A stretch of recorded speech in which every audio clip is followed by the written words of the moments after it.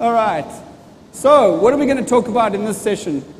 Let's move that on to the next slide there. So, what I really want to talk about here, and thanks Joe for a fantastic developer-focused presentation. I'm also going to be slightly technical, slightly developer-focused, but I want to help you target your target market when your target market is mobile, social, mobile games. Those are the fun stuff, right? How many people are fitting into this category, one of these three categories? Quite a few of you, fantastic. Okay, for those of you that are not in that category, I'm sure a lot of these rules still apply, but a lot of these things relate to the explosion of internet, media, web, all that sort of thing, right? Everyone's got phones and mobiles and games and so on, all of that's going on. Who knows what happens in 60 seconds, every 60 seconds on the internet? Has anyone seen this chart before? Fantastic content. Look at the numbers here, millions of videos and tweets and emails and messages going back and forth. We all want you to be part of this. This is the engine that we're running in Amazon Web Services to enable these kind of amazing transactions. Who would have thought a few years ago that you could be building applications such as Pinterest and Twitter and Facebook games and so on that can reach so many millions of people? It's really, really exciting. The best part about it, for me, the empowerment, is that you can be anywhere in the world and achieve these kind of results. Because the global reach of some of these applications like CloudFront and Amazon Web Services, those clouds are so global and so instantly available that it doesn't matter where you live. I can see a lot of you studying this. It's a fascinating chart. You can probably look it up on the web as well. But it gives you an idea of the scale of some of these websites. Many of these companies have companies that are built up by less than 100 people.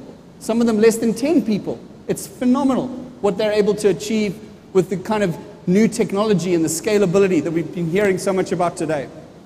So something I said in one of my earlier talks, and I'll repeat it again today, kind of a bit of an apology. We blast you with our language. Our language of AWS has a lot of TLAs, a lot of RDS, EC2, EBS. These are acronyms that we use for our products and services, and it can be a little daunting at first.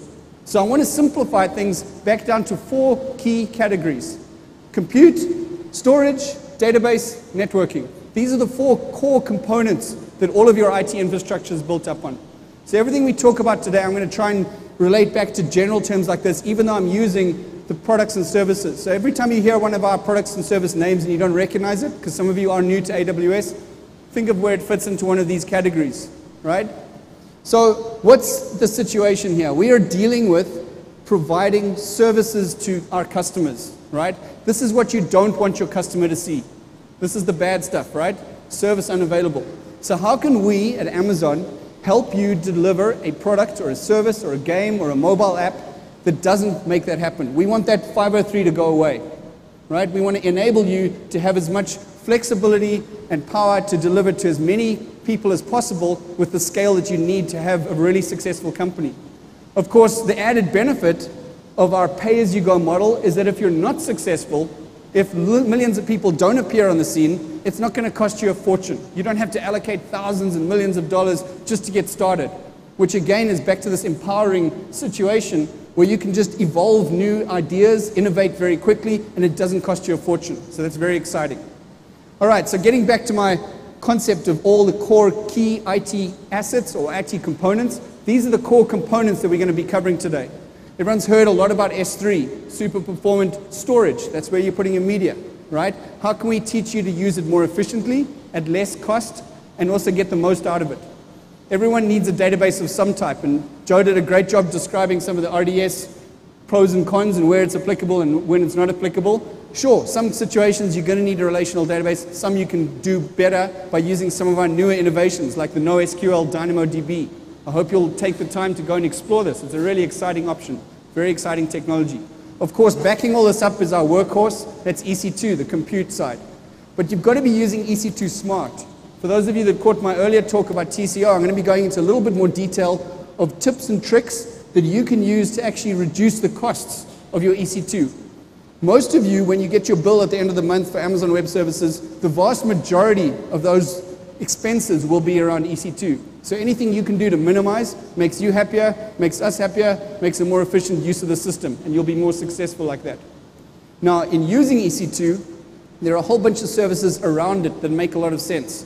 We'll go into a little bit of detail now on elastic load balancing, ELB, and also auto-scaling, and how you can actually use that to automate the process of adding and removing capacity, elasticity, right? You heard a lot about that from Joe as well. So we're going to talk about that, and finally, I'll touch on some of the really innovative ways that you can use our CloudFront content distribution network and Route 53. So when you put it all together, these are the kind of diagrams that we've been flashing up all day. Hopefully you'll go to our website. If you go to aws.amazon.com/architecture, we have about 14 of these available. And I'd really encourage you to go and download those PDFs and study them, because they are blueprints for how some of our most successful customers have leveraged Amazon Web Services to build their applications. If you follow how they've pieced together the components, like pieces of Lego, just putting them together, and how they've tied them all together, that's how they've been really able to manage their systems and still deliver incredible scale, incredible high-performance systems.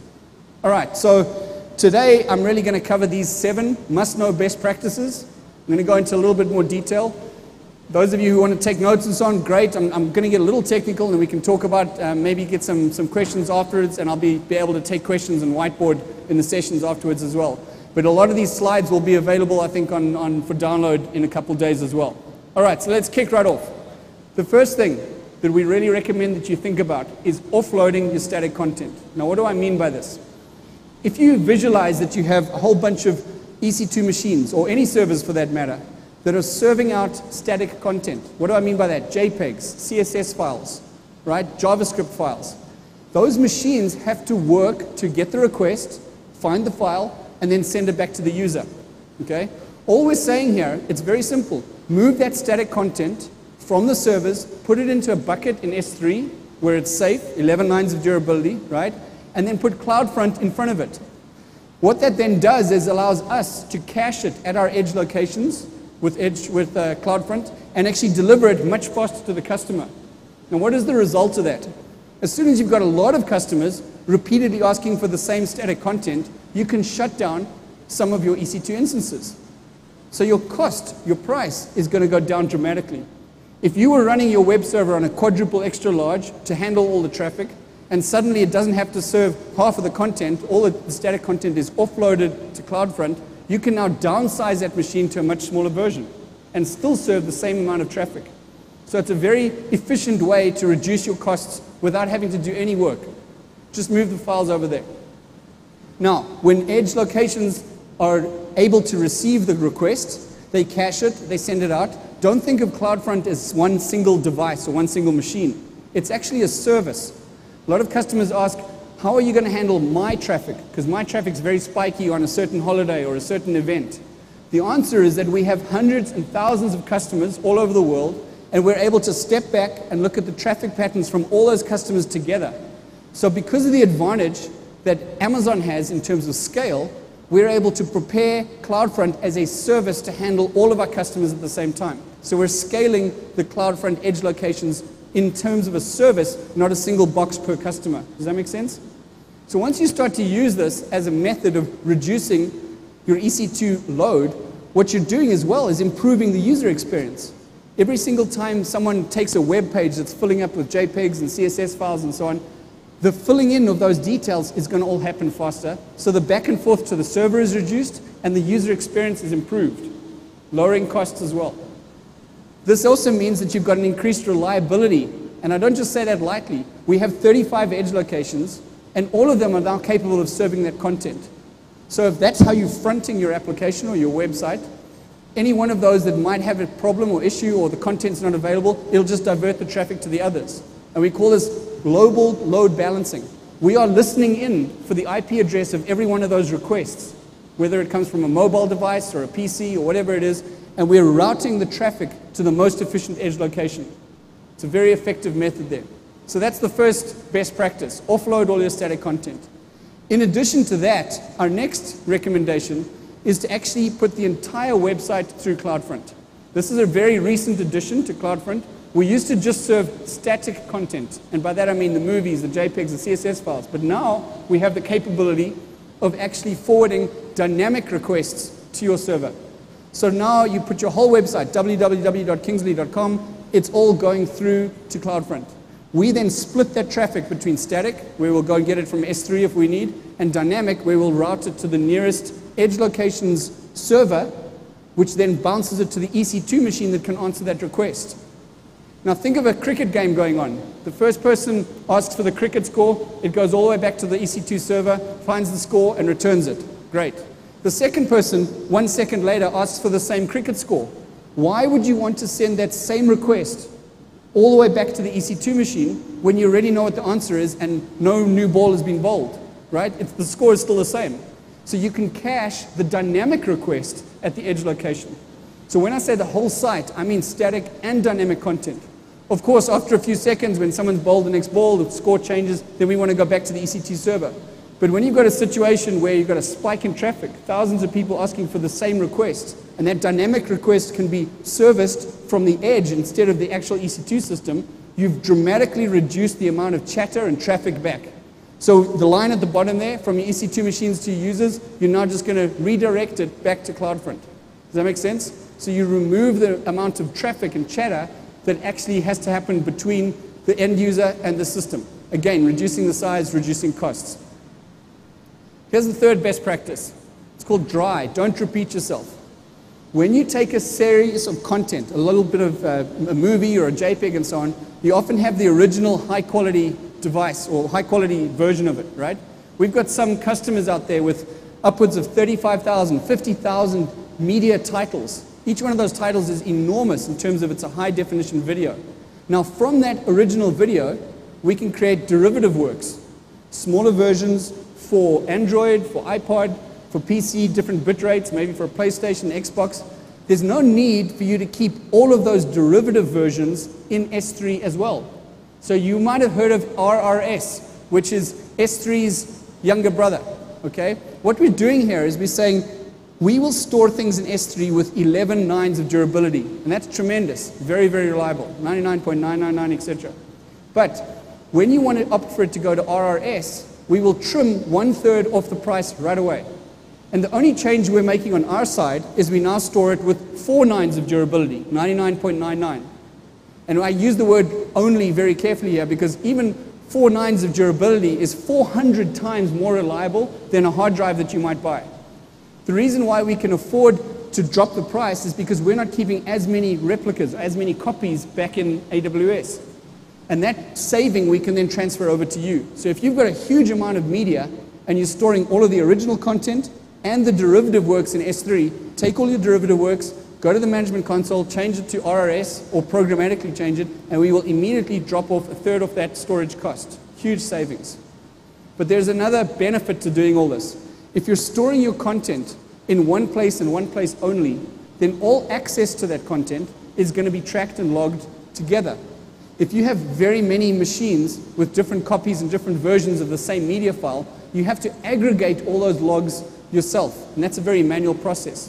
One of the most important aspects of modern media success stories and modern media games and mobile apps and so on is the ability for us to track the traffic, right? You can keep count of how many users are going through the site, what time they're using it, what browser they're using. All of that information is logged for you by CloudFront and S3, but it makes it so much more reliable as a method of collecting data if you've only got the content in one place and one place only. So that gets back to this whole don't repeat yourself. Keep the content in one place, use RRS for the derivative works, and derive the benefits from the logs.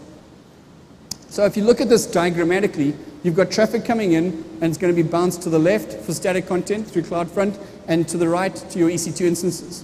So now we still have to have some sort of compute array, some sort of setup of machines which is actually doing your work. These are the web servers, the app servers, the smarts of your company. This is the code that you've been working so hard on. So our next best practice that we're going to cover here is the suggestion that you load balance right from the start. I saw a lot of hands go up when Joe started talking about who's at a startup. Your startup starts off with one user, right? You just want to test it out. Our recommendation is to put a load balancer in front from day one. Let's go through how this is actually going to function. If you have an EC2 machine, that's the orange box there, and it's behind a load balancer, and you decide you need to expand it to 2 machines, just by doing that, the load balancer is able to divert the traffic to both of those machines at once. But notice that the user who starts off connecting to the load balancer is still connecting to the same load balancer. So there's no need to update the app. There's no need to change the endpoint that the user is actually accessing. As that then grows and you suddenly add more users, you might add an array of machines. Now you're up to 6 machines. So again, the load balancer is able to divert the traffic. There's added benefits to this when you start incorporating something called auto-scaling. And auto-scaling, for those of you that are not familiar with it, is just a setup or a system of policies that you put in place that allows us at Amazon to automatically add and remove capacity when we meet certain thresholds or criteria that you've defined. Let's say that you wanted a new machine to be added whenever your existing machines were really, really busy, if they're running hot. So if we said, I'm going to collect the CPU usage from 8 machines, and if the average is over 80%, add a 9th machine, add a 10th machine, etc. So now the system starts to add and remove machines automatically for you. The way we represent this is with that dotted line. It's called an auto-scaling group. And the magic of this is that the auto-scaling group can actually span across multiple availability zones. This has an added effect of giving you tremendous redundancy. If one availability zone were to fail, all the traffic can be diverted to the other availability zone. And as you heard described this morning, each availability zone is a separate, complete, distinct data center with its own power supply, its own connectivity, and so on. So just with a few clicks, you're able to add an amazing amount of redundancy and reliability to your system. Remember back to our 503, we want to avoid any chance of interruption of service. That's why the load balancing is so important right from the beginning. As you go to additional versions and as you change your application, you can add version 2, version 3 machines into the mix and then remove version 1 machines programmatically. So that at any one time, you still have servers that are serving the traffic and the interruption doesn't happen. The service continues unabated. So that's the real benefit there. Okay, that's load balancing. If you look at a company that's actually using this really successfully, you might have heard about them already from a number of other people, Pinterest. They are using that auto-scaling to their benefit, not only to handle the traffic in terms of adding more machines to handle the huge scale, but also to save costs. I'll go into a little bit of detail about how they do this. This is a typical day for them. The traffic starts off very low early in the morning. Most of their users are fast asleep. It's a very US-centric site at the moment. Then the traffic spikes up during the day, and during the evening again, it falls off again. So what are they doing with auto-scaling here? Essentially, they're identifying that if they had to run all the machines they needed all the time, in this case, they might have to run 13 extra large machines non-stop, right? But by trimming the machines down just on one time of the day, so adding machines, removing machines, they're able to actually dramatically reduce the cost per hour that they need to run their site. The way this translates into numbers is that they save all the times where they can switch off those machines that aren't used. If you look at the traffic that they're spending, $52 per hour is what it took in April for them to run their whole system. That's a per hour basis. But at night, because they're able to switch off the machines, they can drop that down to an amazingly low $15 per hour. And of course, once this is all set up, they don't have to do it manually, it all happens automatically, right? They go home for the day, the traffic drops off, machines automatically shut themselves down, and then come the next morning, they switch on again and add the capacity so they can handle the influx of traffic. Very efficient. All right, next tip, database smarts. Let's talk about how this might work. Of course, everyone needs a database of some kind, and this can be your second most expensive component of your AWS bill. So we want to help you to reduce the size of the database that you need to service the same amount of requests. And the way we do this is to not only take advantage of the fact that we can scale out, you can add read replicas, but you can also scale up and down on those machines. This is part of the flexibility we offer with Amazon Web Services. You can take a large database and at any time take a snapshot of it and re-invoke it as a small database or an extra large. You can change, that's the scale up and down. But in addition, you can scale out as well. Let me show you what I mean. Starting off with your EC2 instances, they're going to be requesting things from the database. Let's say you have a basic master RDS system in one of the availability zones. Very, very simple tip, add multi-AZ to your RDS. What that means is you add a second standby machine in the other availability zone.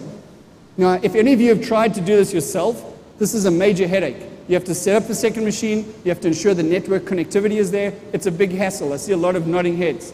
We do that for you with a remarkable one click. You literally log into RDS, tell it multi-AZ, and we create that second standby machine, which is now asynchronously replicated, all for you, and in the event of the master failing, we switch over to the standby for you. Notice as well that the master and the standby are in separate availability zones, so you automatically have the added redundancy, and the connectivity between those availability zones is very, very high speed, meaning that we can keep them in synchronized form. Okay, that's fine when you've got one machine running and you've got your traffic coming in. What happens when you want to add additional capacity? Well, we have this concept called read replicas. And this means we will take an exact copy of your database and form it right next to your existing database, but handle it just for read loads. Your master database is still going to handle all the writes and the reads, but now you're adding additional read replicas to handle the read traffic. And then finally, I'll touch on some of these additional concepts. Elastic cache. Who here is using memcached? Anyone? A few hands there, right? This is basically a database interrupt. It puts in between the server and the database and can handle a cache that can actually respond in place of the database when it already has the result in it. So it offloads, again the term offloads, some of the work or the traffic that needs to really be hit by the database can now be done by Elastic Cache. And the same goes for DynamoDB. If you can offload some of the intense relational queries to a non-relational database, again you can save traffic. So diagrammatically, how does this look? As you're scaling back and forth, as you're adding machines, we can add the read replicas to handle the read traffic. Each of those read replicas gets its own end point, so you need to make sure that your system in the auto-scaling group is smart enough to know that if it can't get a response from the master, it can go to the read replica. Or you can simply distribute the traffic amongst the read replicas like that. So think about what this also gives you the benefit of. The master database no longer has to be a huge, gigantic machine. You can scale out and add read replicas, which gives you a way of offloading some of the traffic from your main database. Again, reducing costs for you. There's an additional nuance here that I'll mention. If you need to do backups or updates or changes on your database and you have a multi-AZ setup, we can leave the master running full speed so the traffic is uninterrupted to the customer, and then we'll do all the work on the standby. Once the standby is ready, we simply switch them over. So that gives us a way of pretty much reducing the interrupt to your main system, but still doing the work on the other system. And once they're switched over, we can upgrade the master, which was the master, and switch them back again. So it's a very efficient way of offloading. In addition, if you've got reporting that needs to happen on a regular basis, why not get that reporting to happen on the standby rather than the master? Again, offloading some of the traffic. So what we're just getting at here is efficiency gains. In terms of Elastic Cache, you can put that Elastic Cache in between your system and the database so that any requests that are repeatable or can be cached will offload. We've got customers who have identified as much as 9 out of 10 calls, 9 out of 10 queries that no longer need to go to the database. They can just go to Elastic Cache. And again, it's a fully managed service. We handle that all automation for you. In terms of DynamoDB, the latencies that we're experiencing now are so low that if you've got an application that has to do a lot of chatter back and forth, think of a game that has to say, how many gold pieces do I have? How many points do I have? Do I have this item? Do I have that item? A lot of parallel requests. If you can squish those all into the DynamoDB aspect, instead of hitting a big hunking RDS database, you can actually offload some of the traffic from the database and let DynamoDB do the work, which is actually going to increase the user experience as well because it reduces the latency for those calls. So again, just a smart way of addressing that. All right, we've got to this point now, and this is the final tip or best practice that I want to recommend, is something called A/B testing. If you've ever used our cloud formation, it's a scriptable way of describing a full architecture. A full architecture, which Joe was describing as well, might be something called a stack. So you might say it has a web tier, it has an application tier, a database, etc. That whole description can be used to replicate a full architecture. So if I've got my full architecture on the left, and I have 3 new developers, I can immediately stamp out 3 copies of that same architecture for each of them. Now they might each just use it for a few hours, they might do a bit of testing, but afterwards I can tear it down just as fast as I built it up. And that means a huge amount of savings. If you've got a data center right now, and it's got a whole bunch of systems that are running your whole application, think of the ability to just look at it, click copy, paste, paste. Hand over complete copies of your architecture. That's what CloudFormation really allows you to do. The added benefit of this is that you can test a whole bunch of new systems, new ideas. One of the ways you can do this is some of our successful companies like Monster World write a huge bunch of games, and they want to see which game is going to be most successful. So they build games with different rules, slightly different monsters and so on, and then they test them out by offering a third of their customers one monster, a third another customer, and a third another monster. So that people can use these games, and they think they're all using the same game, but in fact they're using 3 distinct, complete copies of the architecture. Another thing they've used this for is price testing. Anyone knows how many gold pieces you have to spend on magic wands? These are the kind of questions that they want answered. So they put in 2 different complete price models into 2 different distinct systems, run them both for a few days, and when one is more successful than the other, they just switch off the old one. And you can get that sort of capacity from Amazon on demand. There's no need for you to call up any of the sales guys and say, hey, I want to double the size of my entire footprint in Amazon. No need. You just click on CloudFormation, make a copy, and use it. So in terms of the architecture here, you've got the A diagram on the left, the B diagram on the right, 2 different pricing models, let them run. When one fails, switch it off. When one doesn't work out so well, just switch it off or add another one. Very, very flexible a way for you to actually A/B test. Okay, company that uses this very successfully is Instagram. Amazing, staggering numbers. How can they have 2 engineers that are really skilled in AWS servicing 30 million users? Tremendous flexibility. If they can take a complete architecture and describe it, and then replicate that same architecture around the world in different regions, it gives them an incredible efficiency to be able to do this. So again, back to this amazing new system that we're in, where so few people can control a system that services so many customers. Very, very powerful. All right, I'm going to summarize at the end here with 5 tips. So pay attention to these ones, and you should be able to reduce your bill, make more efficiency out of your system, make it a better user experience, and also increase the redundancy of the system. First thing is, use multiple availability zones. Every one of our regions has at least 2 multi-AZs, or 2 availability zones, and you should really take advantage of that, both for the database, by using multi-AZ, and also by spreading your instances, your EC2 compute instances that run the application, amongst both availability zones. The second tip is, use RDS with the read replicas, with the multi-AZ, but then use auto-scaling across these availability zones, so that the EC2 instances themselves are able to add and remove capacity automatically. Very important. No one wants to be sitting there at 10 at night adding machines and removing machines. So learn how to make it programmatically automatic, and you can just sleep at night and not worry about it. The fourth tip is, of course, use Elastic load balancing. Don't think of load balancing as a single device. In fact, it's a service that covers multiple availability zones. So it's able to cover the traffic and distribute it to multiple different data centers. And that's all handled for you very, very simply. You just start the Elastic Load Balancer, identify the machines that are behind it, and we handle all the rest. Finally, use CloudFront and Route 53. Look up what these systems can do for you in terms of distributing and offloading a lot of the static and dynamic content to the edge. Then you'll have that whole architecture behind the CloudFront system, much smaller, much less expensive.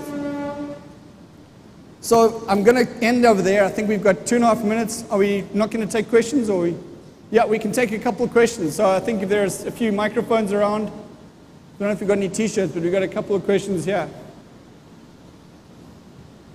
Want to just shout out? Oh, there he is. Go ahead, thanks. Yeah, hi. My first question is, in terms of using a high availability zone, does Amazon plan on setting up an availability zone here in India? Are we planning on setting up an availability zone in India? We don't disclose any of our plans on future regions. All right. Since I moved to Singapore 2.5 years ago, we've added Singapore, we've added Tokyo, we've also added edge locations, which increase the distribution content. Right. So we are expanding worldwide, but we're not giving any details or dates about future plans yet. Regarding your presentation, is that in terms of setting up a high availability read replica, yes. What are the current databases that you support, please? What are the current databases we support? So MySQL, right? Oracle and SQL Server. Okay, you can create read replicas from each of those, which creates a synchronous copy of that database in either that availability zone or the one next to it, and it can handle only the read load. So it offloads the read traffic from those ones. Yeah. Hi, my name is Lohit. I'm from an opposite world, but very interesting talk that I just looked at. One question is, in all your slides, the CloudFront was only one block. I'm sorry, you say again? The CloudFront, whatever block you showed for the CloudFront, it was yes. only one, but EC2, you can keep on scaling is what you showed. Yes. So if I have only one cloud front, and then, let's assume I'm a Pinterest or Instagram, and then 1 million requests or whatever it is, right. is just a routing guy, or so what is it? I should clarify on that. So I think your question is you only saw one CloudFront block, but multiple EC2s. Okay. So when I represent CloudFront with a block, what I really mean is a service. Okay. We have 35 edge locations, and in each one of those edge locations is a scalable service to handle the content distribution. The EC2 instances are something you control. With CloudFront, all you're doing is you're pointing at an origin server. If you say, I have all my content in this S3 bucket, I want you to take that and make it global. That's as easy as it is. That's all you have to do. After that, you control the EC2 instances in the different availability zones, and you can scale those out and in. But CloudFront is just a service that we manage. So if you have 1 user, or 1,000 users, or 750,000 users, we will scale the system automatically to make sure that we add enough capacity to handle the distribution. I often get the customers asking us, what is your bandwidth? What is the throughput that you're capable of? And my answer to them is, anything you can throw at us, we can handle. Anything that you need, we can serve out to you. So don't worry about our bandwidth. We've paid a huge amount of money for the best traffic and traffic connections to all those systems all around the world. We will deliver to your customer what is necessary, but we'll scale CloudFront automatically. I think I'm being told to end that, so I'm going to, one more question, go ahead. Does the CloudFront work with the RRS? I know that it works with S3. Can I configure with RRS for reducing the cost? Does CloudFront work with RRS? Absolutely. So CloudFront has another unique property that I'll tell you about. When you say my media content is in S3, if the content is in S3 or S3 RRS, it doesn't matter to CloudFront. But in addition, you can tell CloudFront to point at an origin server that isn't even in Amazon.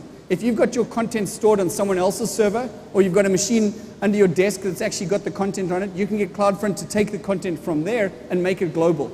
Of course, we would encourage you to use S3 to store your content because we believe it's more durable, safe, and if you want to use RRS to reduce the cost, great.